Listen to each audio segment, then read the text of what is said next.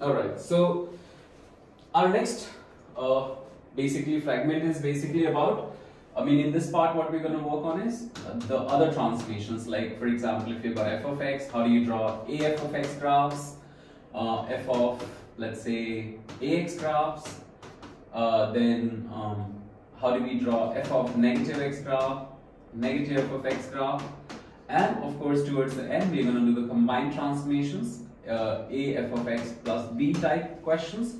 These are the one of the important ones in SL and HL both, so we're going to work upon these as well. So whenever you have f of x function, like this is the original function and these ones are the transform function. The remaining ones are transform functions. So how do we kind of deal with the questions which have got, let's say, stretches or reflections? These are mainly stretches and reflections. The last one is combined. So whenever you have a particular question, let's say if you have been given f of x and you're supposed to draw the graph of a f of x, firstly understand what's happening here. Now we describe this transformation as vertical stretch factor by a. So if your vertical stretch factor by a, we talk it as like, okay, this is keeping the same x values. Now your y values are getting stretched by a. Y values are basically stretched by a factor or dilated by a factor of a. So if you have a function, let's say that x coordinate and f of x coordinate and a f of x, and a here for that matter I'm going to take a is, let's say, 2. So if I have got a function which is, let's say, having a value, let's say 1, 2, 3, this is 3, 4 and 5. Now basically what happens is that whenever you're drawing the graph of a f of x, like 2f of x or 3f of x, what's actually we are doing is we are basically taking, let's say when x is 1, y is 3. So when I do the vertical stretch, remember my x-axis is invariant. The x values are not changing. The only thing is that the y values are getting stretched or y values are getting dilated. So here when you look at your new y values are going to basically become, when I take x is 1, y is basically 6. When x is 2, y is 8. When x is 3, y is basically 10 now. So you can see what actually is happening is the coordinate 1, 3 actually became 1, 6. 2, 4 became 2, 8. 3, 5 became 3, 10. So this is basically what happens is if you have got a graph, let's say something like this, assume that this is the graph that I have taken these coordinates for. Now your y basically is going to become, when you draw a f of x graph, basically it's becoming stretched by a factor of a. So this coordinate which was 1 and this was y coordinate was 3, now this, for the same coordinate this y is now 6.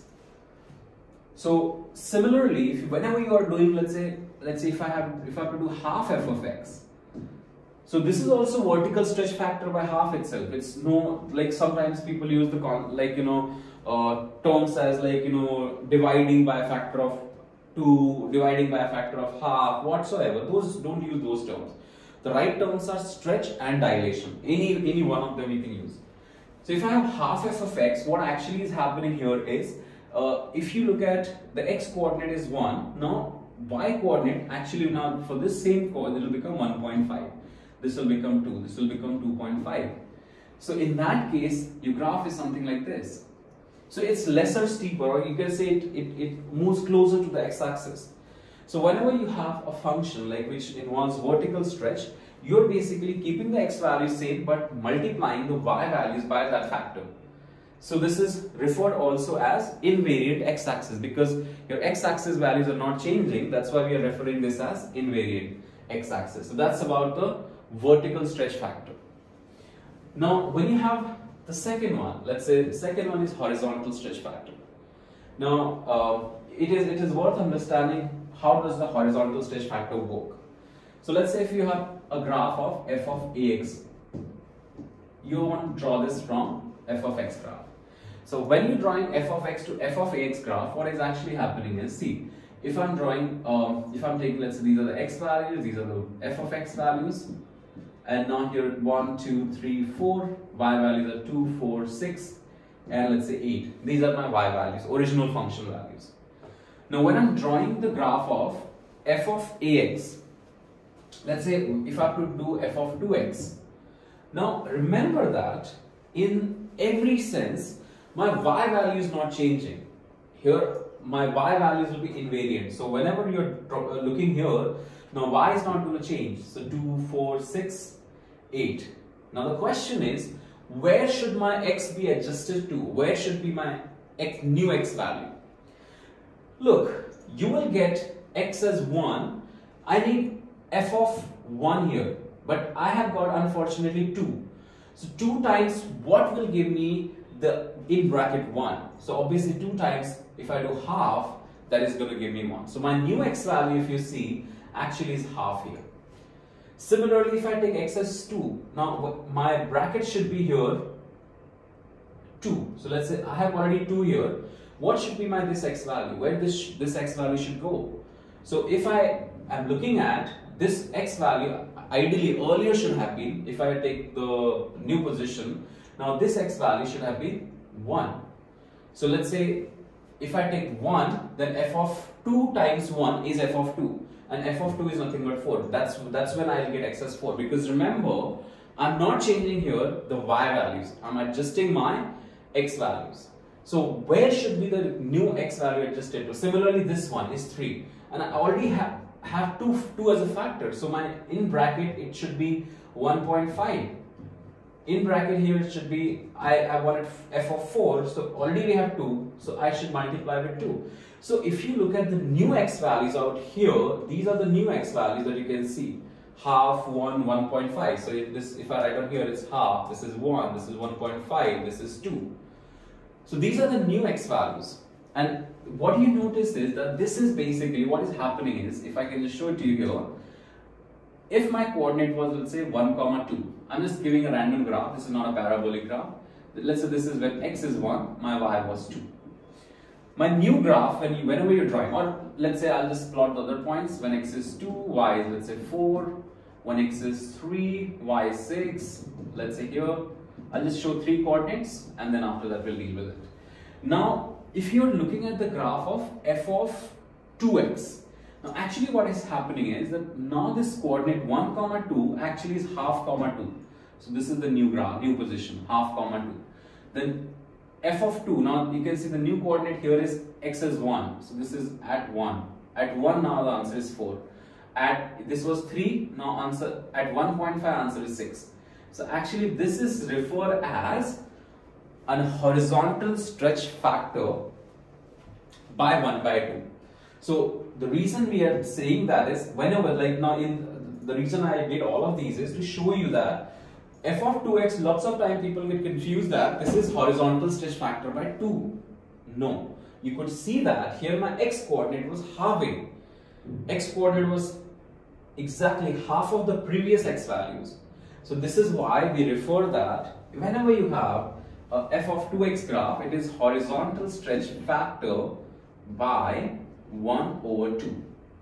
So in general, if I have to say f of ax will be horizontal stretch factor by 1/a. So this is your horizontal stretch factor out here. Remember that if I have graph of f of 3x, f of 3x is horizontal stretch factor by x by 1/3. So what does it mean is that you're just going to divide the previous x coordinate by 3 basically to get the new x coordinate. I'll just show you some examples because I do understand that this will have some difficulties. Now also if you have got f of x by 3, it is completely opposite. We call this as horizontal dilation or horizontal stretch factor by 3.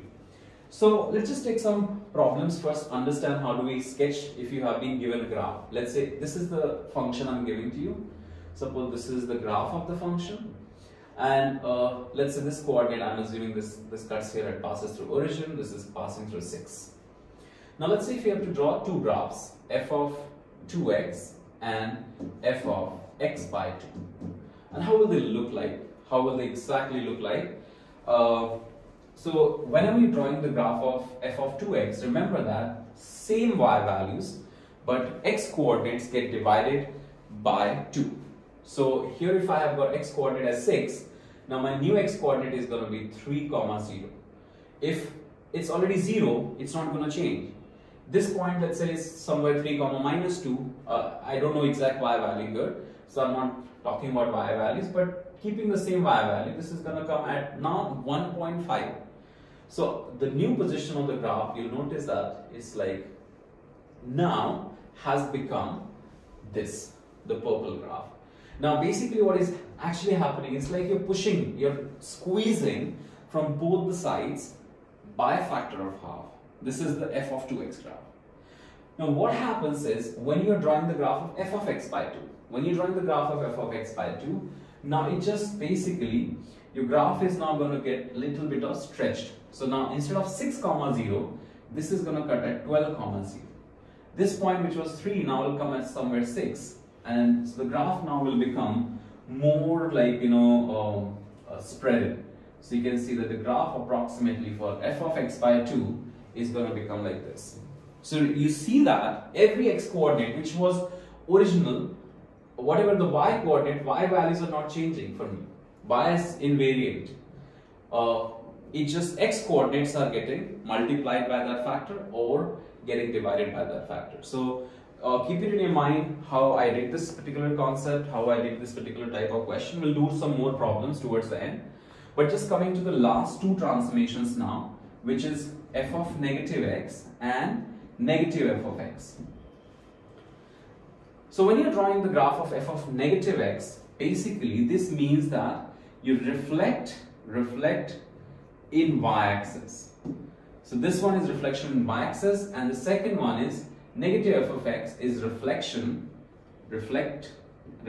in x-axis. So if I have a graph, let's say I have given you a graph like this, for example, here, and I want to draw the graph of f of negative x. So f of negative x basically means that you're going to take and reflect this graph across y-axis like this. So that's your f of negative x. And so out here what happens is your basically x coordinate, like which was at 1 comma 0 something, now become negative 1 comma 0. If it is like 4 comma 0 here, this is going to become negative 4 comma 0. So it's like exactly flipped across the y-axis. And one of the very important thing is if you want to sketch this in reflection across x-axis, your graph is just going to be upside down. And so now this is not my original graph, let's say. I'll just pick this up, remove this out. So this graph that you're seeing here is now negative f of x graph, which is basically the reflection in the x-axis. So these are the basic transformations I would rank them in standard level category. But one of the transformation now that I'm going to do next is the combined transformation, which is more of the HL part. So let's say if I have got a function f of x plus 3, negative f of x plus 3 plus 5. Suppose I have been asked to describe what transformation does map f of x onto this negative f of x plus 3 plus 5. So if you can think of in your mind, the first very thing you will do is, remember, generally the translation is done towards the end. But there is no set rule as such. There is no set rule that, okay, you have to do translation always towards the end. It can be possible that before before you do the stretching, sometimes you have to do translation. So what I would recommend is that every time you're doing or talking about a transformation, you've got to talk about what is my resulting function that I'm getting. So let's say if you have got the first step is how do I get this minus sign, or how do I get this f of x plus 3, and if I switch that order, is my answer coming still the same? If it is the same, then both the orders are fine. If it is not, then it is, you need to be going in particular order. Now let's take two paths out here. So I'm going to first do one thing, is this negative sign I'll get only if I reflect in x-axis. So you say that, okay, reflect in x-axis. So reflect across x-axis. Then I'm going to get resulting function as negative f of x. Now out here in the second part, some people think, okay, if I move 3 units to the left first, what happens? Okay, let's do that. So from f of x, I'll get f of x plus 3. Now if I move, let's say 3 units to the left, so according to translation vector negative 3 and 5, this is going to give me answer as negative f of x plus 3 and the resulting answer plus 5. So replace x with x plus 3 and whatever answer you get, add 5 to that. So this is giving me the correct answer. Now here also, if I have got translation now let us just try to see what happens is when you reflect first and when you translate first. So I did the translation horizontal, moving to the right or left, we already did. But what happens is, after this, if I change, let's say if I move 5 units up first compared to reflecting in x-axis, I'm going to first show the correct answer.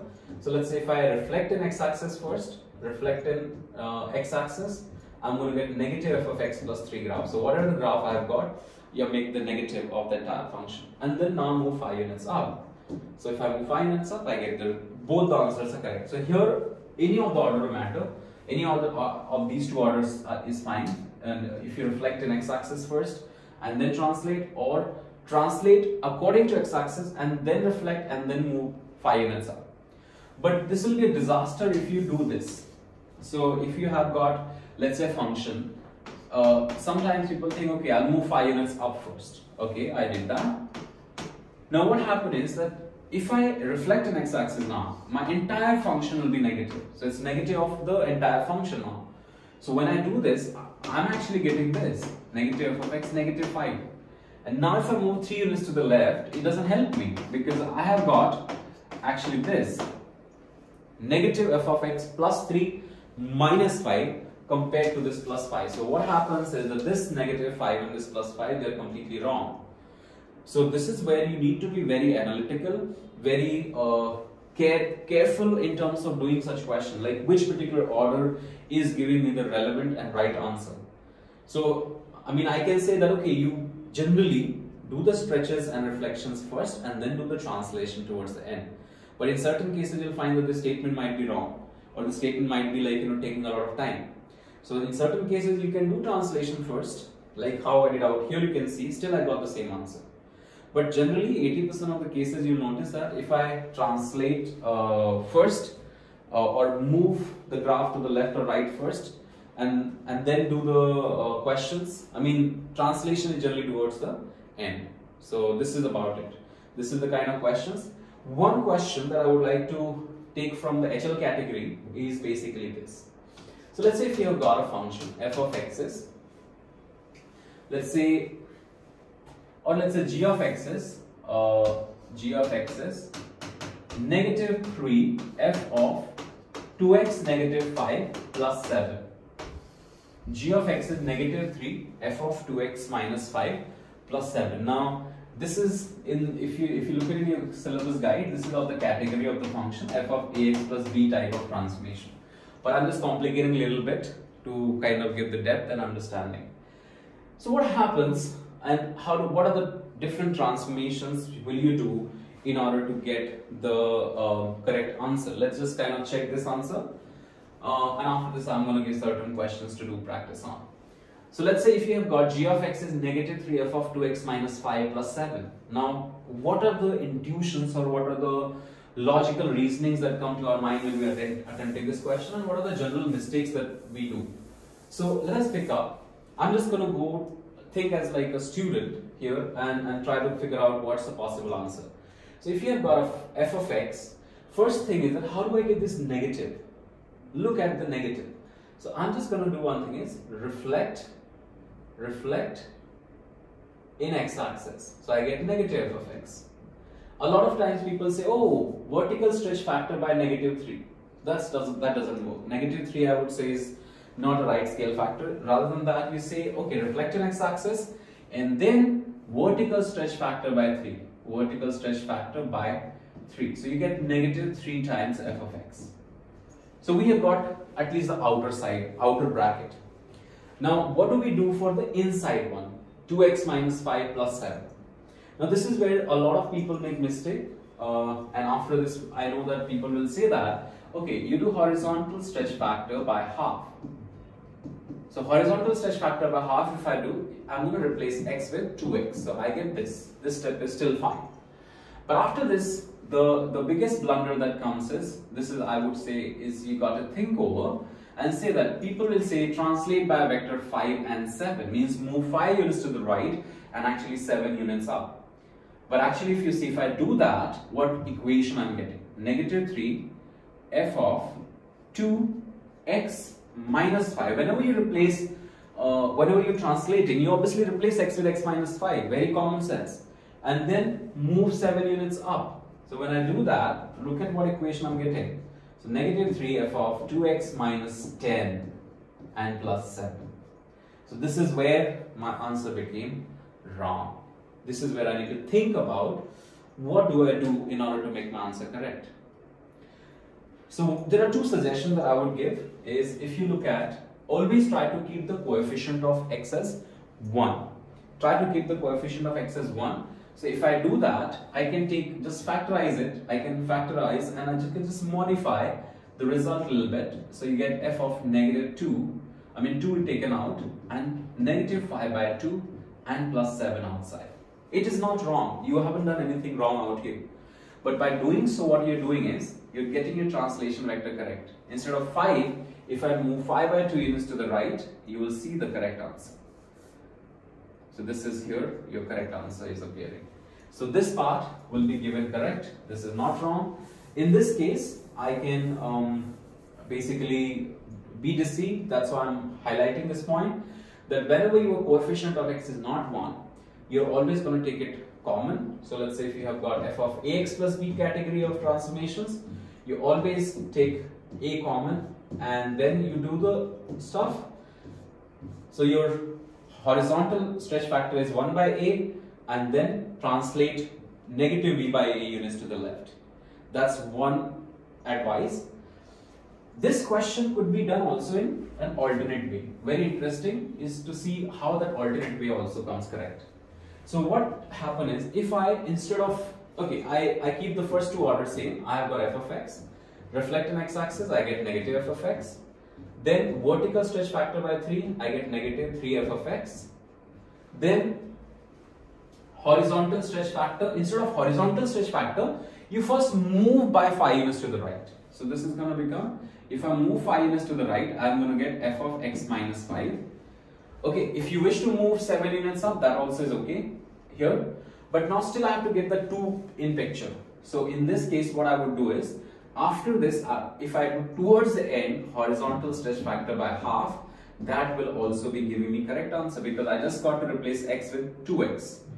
So negative 3 f of 2x minus 5 and plus 7. So see, it is very important and it is very critical that you consider these, order of transformations, understand what, if I'm doing it, what I'm getting the resulting equation as. What's my, don't just do blindly and try to get the answers. So whenever you're looking at a question like this, it is important that you first decode the problem and try to get, look, what if I do this transformation, I'm getting this as answer. After this, if I'm doing this, I'm getting this as answer. So it's very important to be thoughtful and reflective when you're doing such particular questions.